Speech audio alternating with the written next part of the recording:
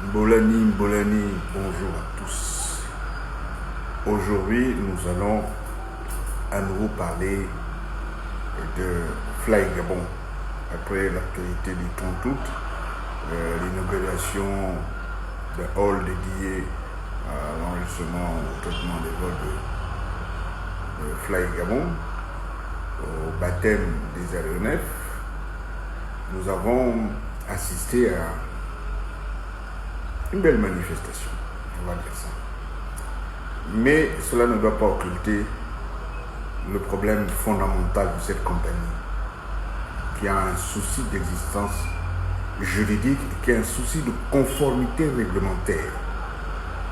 Alors, je me suis procuré, en allant sur leur site, une illustration de ce qu'est un billet d'Afrijet ou de Fly Gabon. Vous allez voir, je vais mettre le diapo là tout à l'heure. Quand vous regardez, vous avez sur le site, vous avez flyafrijet.com, flyafrijet.online et puis Fly Gabon à côté. Ensuite, vous avez l'adresse d'Afrijet, Afrijet Business Service, aéroport Léomba, PP 10 253 Libreville, Gabon. Ensuite, en dessous, vous avez le RCCN, le numéro du registre du commerce, qui est celui d'Afrijet, 2004 B 03 935. Et vous avez le NIF 78 38 72 Y. Sur les billets de Fly Gabon.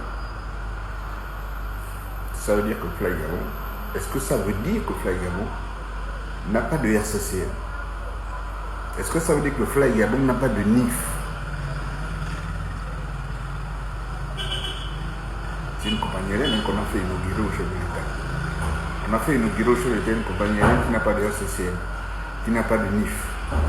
Or, ces éléments-là se retrouvent sur la fiche circuit. Ça veut dire que Fly Gabon n'a peut-être même pas de fiche circuit. On n'a même pas été enregistré à l'ANPI.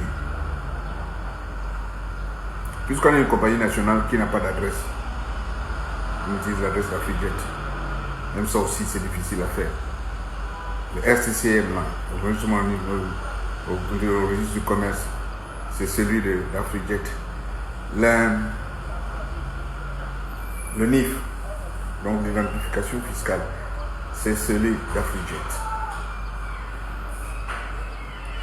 Ensuite, quand nous allons plus loin, on va regarder un article qui est paru par rapport à cette inauguration d'Afrijet. On apprend dans cet article, je vais lire, que dans un premier temps, Fly Gabon desservira le réseau domestique. Les vols dans la sous-région seront opérés sous le label Afrijet, propriétaire de la licence d'exploitation aérienne utilisée à ce jour par Fly Gabon. Les mots sont clairs.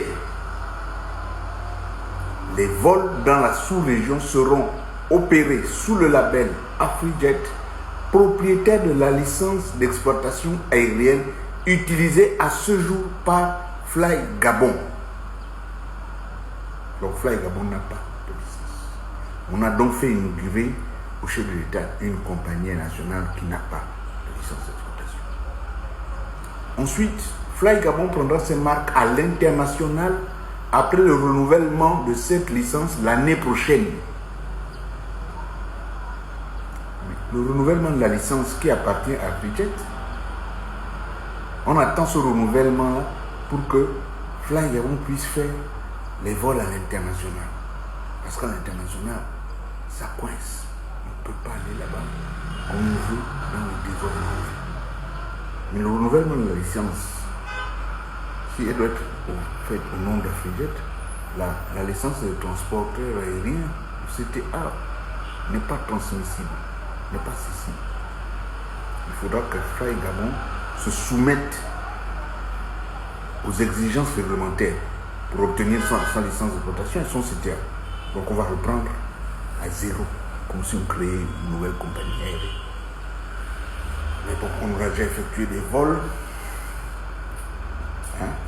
dans les avions de Fly Gabon avec la licence d'exploitation d'AfriJet. Donc pour résumer, le chef de l'État a inauguré une compagnie aérienne qui n'a pas d'adresse, qui n'a pas de numéro de registre de commerce, qui n'a pas de NIF, qui n'a pas de licence d'exploitation. Voilà ce que le chef de l'État a inauguré. Donc, le débat reste ouvert. Fly Gabon n'existe toujours pas, juridiquement. C'est une mascarade, un méli-mélo, un spaghetti viande qui est compliqué à digérer et même à avaler. Attention à ce que nous faisons. Ce domaine est très très réglementé. Et vu comme c'est parti, je m'attends à certaines secousses. On a remonté qu'il y a des secousses. Certaines tournées. Parce que quand on ne respecte pas la réglementation, eh bien, on se prend des sanctions.